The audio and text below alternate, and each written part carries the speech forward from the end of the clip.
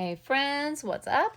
We are picking back up in 1 Samuel. I started off in, I think, chapter 3, and then I went back to chapter 1 and talked about Elkanah, how he had like 2 wives, Hannah and Peninnah, and Hannah was barren, and Peninnah was just mean, and go back and watch the other videos. So we're going to pick up where we kind of left off, but sort of in between. God did not forget Hannah. He heard her prayers, and he blessed her with Samuel. And then she gives him to Eli, like she promised. She dedicated him to the Lord to be raised, and the priesthood, and all that good stuff.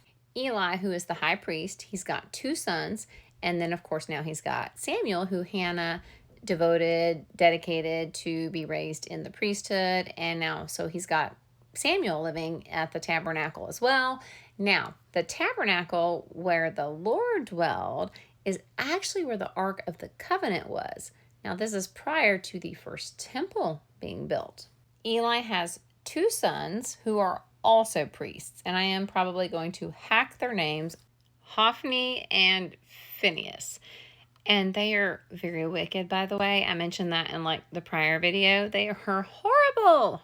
They are priests serving alongside Eli, and they like have no regard at all for the Lord. No respect, no regard, no care, nada. So I may not have this 100% down, but the custom was basically the priest would, okay, so when you would go and like make an offering during this time. So we mentioned in the prior video how Elkanah took his, Peninnah and Hannah, and they would go make their yearly sacrifices and all that. So basically the priest would have a servant, and then when people would bring their animal or the meat to be sacrificed to God, they would put it in a pot or a skillet or whatever, a cauldron. And, when the meat was being cooked, basically the servant would come and take a 3-pronged fork, just a big fork, and just plunge it in and pull it out, and whatever meat came out, that's what the priest was given to eat.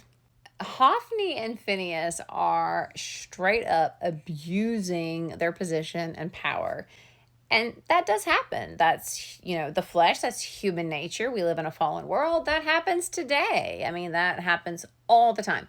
Rather than just taking what was retrieved by the fork that the servant plunged into the pot, they would demand that they received the best cut of meat. And the way they did this is they told the servant to tell the Israelites, or the people that were coming out to make the sacrifices, hey, give me the meat. Like, don't even it wasn't even put in the pot yet. So it's raw meat, like it hadn't even been cooked yet. The fat had not been burned off of it yet. By burning the fat of the meat, that was actually done first as an offering to the Lord. Now, I've been to restaurants. I love me some steak, y'all. I'm just saying. And I like my steaks medium rare. I have even ordered them rare plus. Don't judge. They're really good, okay? But I'm sorry, if I was making sacrifices of meat to the Lord, I ain't finna take before it's burned, because that was their custom. You got to burn it. That's the first part of the offering to God. Again, this is all taking place at Shiloh, at the tabernacle, where the Ark of the Covenant is, where the God literally dwelled. These guys would tell their servant when the Israelites would come yearly to make their sacrifices, stop, give me the meat, we're going to cook it. I don't know what they would say. I'm just paraphrasing, but not even put it in the pot first. Just give me the meat and we got this, because they wanted the choicest meat. And then when the people would be like, no, let's cook it first. Nope, it hadn't been cooked. At least burn it first and then take what you want from what's left or whatever.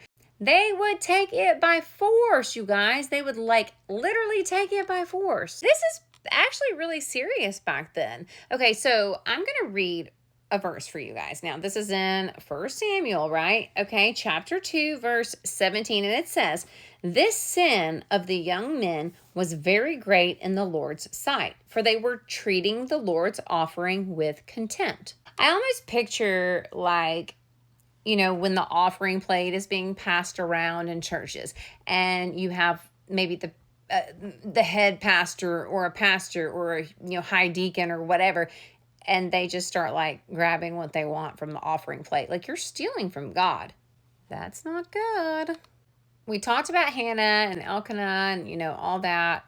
But guys, when Hannah gave Samuel over to the Lord to be raised under Eli in the priesthood, that wasn't the end. Every single year, she would make this little robe for him, and she would go and bring it for him. Like, every single year that when they would go and make their sacrifice, she would bring him a little robe. It's awesome. And obviously, I'm sure as he grew, it was a bigger robe, but whatever.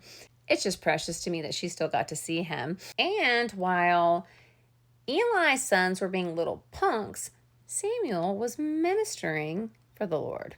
Every single year that Hannah and Elkanah would come to make their yearly offering, and then Hannah would give Samuel his robe that she made for him. That's just so sweet. That's so something a mom would do.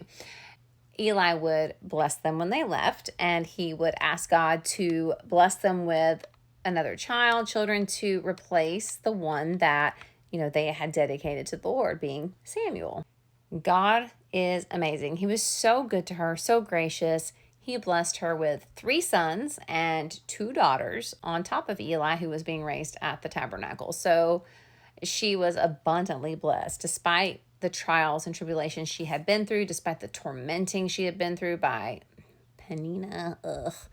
Through her humbleness, through her prayer, the way that she handled herself with grace, God completely blessed her with more than she could ever ask for. I mean, she just poured her heart out wanting a child, wanting a son, and she ends up being a mom to multiple children and having a son that ends up being an amazing prophet, which we'll get to later.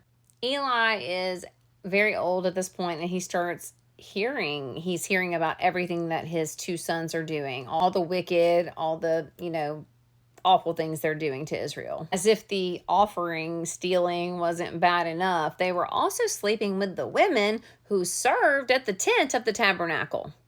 Eli does confront his 2 sons. Go to, 1 Samuel, read it in verse 25, chapter 2. But he's like, this is not cool, not good. Why are you doing this? This needs to stop, yada, yada, yada. Go read verse 25. In the meantime, Samuel is continuing to grow in stature.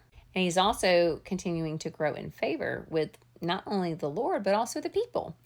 We will get to the prophecy against the house of Eli in the next video. God bless.